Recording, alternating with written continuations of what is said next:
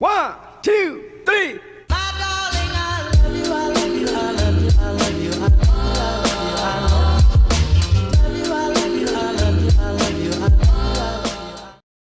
Assalamualaikum warahmatullahi wabarakatuh.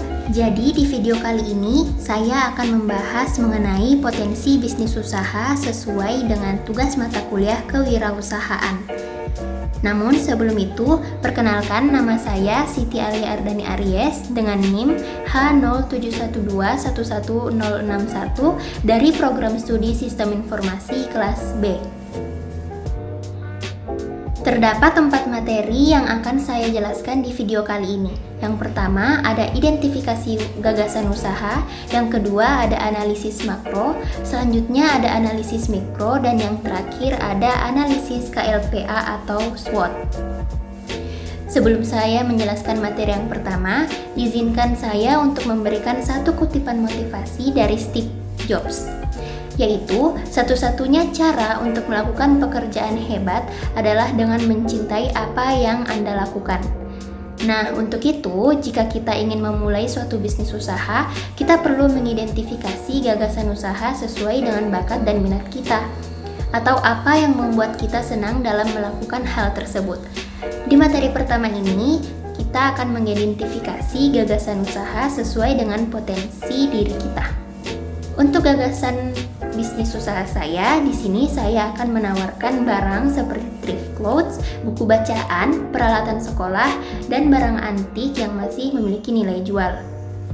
Selanjutnya, saya akan menawarkan jasa mengedit video atau audio, create template, fotografi, dan semacamnya.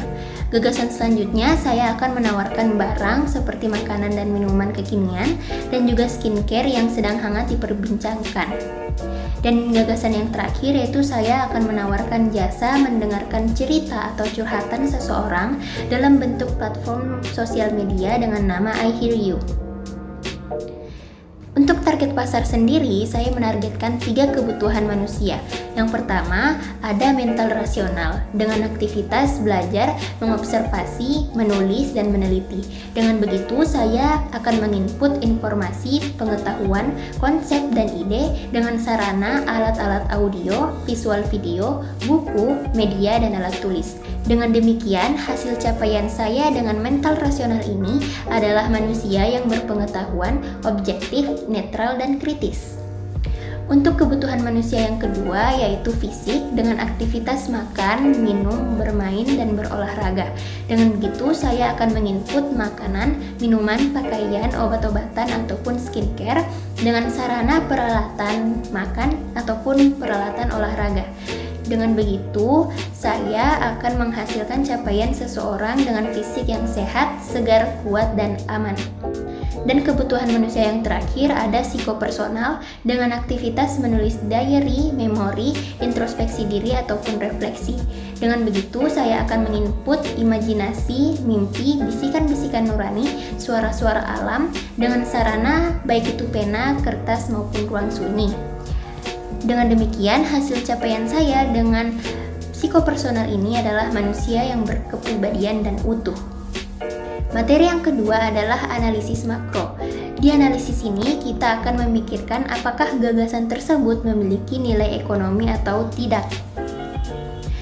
Untuk penawaran jasa, saya pikir nilai ekonomi yang ia miliki cukup tinggi dibandingkan dengan penawaran barang yang memiliki nilai ekonomi yang standar.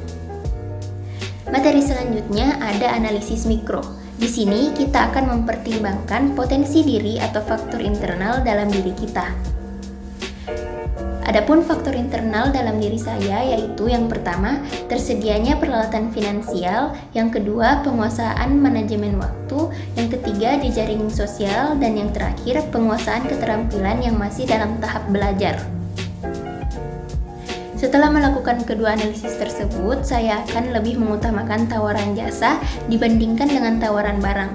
Namun tidak menutup kemungkinan saya juga akan melakukan tawaran barang ini sesekali.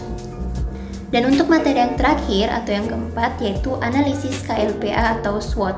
Pada analisis kali ini kita akan mempertimbangkan kembali faktor internal dalam bentuk KLPA. Apa sih itu KLPA? Jadi KLPA ini adalah singkatan dari kekuatan, kelemahan, peluang, dan ancaman. Untuk kekuatan, saya memiliki keinginan yang besar untuk mempelajari hal-hal yang baru. Untuk kelemahan sendiri, saya masih menggunakan teknik atau metode yang monoton. Untuk peluang dari penawaran jasa ini, saya rasa sangat dibutuhkan oleh banyak orang di masa yang akan datang. Dan yang terakhir, ada ancaman. Ancaman di sini akan sangat berdampak bagi saya jika tidak terus-menerus mengasah skill. Dengan demikian, setelah mengikuti keempat analisis ini, saya memutuskan akan mengutamakan 80% jasa mengedit video atau audio, create template, fotografi, dan semacamnya. Dan 20%-nya untuk jasa mendengarkan cerita seseorang ataupun curhatan dalam bentuk platform sosial media dengan nama I Hear You. Untuk aktualisasi diri yang akan saya lakukan adalah saya akan terus-menerus mengasah skill editing saya agar dapat mencapai target yang telah ditentukan sebelumnya. Itulah tadi penjelasan saya mengenai potensial bisnis usaha. Jadi, saya dapat menyimpulkan bahwa jika kita belum menemukan potensi tersebut, cobalah untuk mencari apa yang membuat kalian senang jika melakukan hal itu. Kemudian, pikirkan apakah hal tersebut memiliki potensi bisnis atau tidak. Jika memiliki potensi, maka lakukanlah ketiga analisis yang telah saya jelaskan tadi. Sekian dari saya, kurangnya mohon dimaafkan, dan wassalamualaikum warahmatullahi wabarakatuh.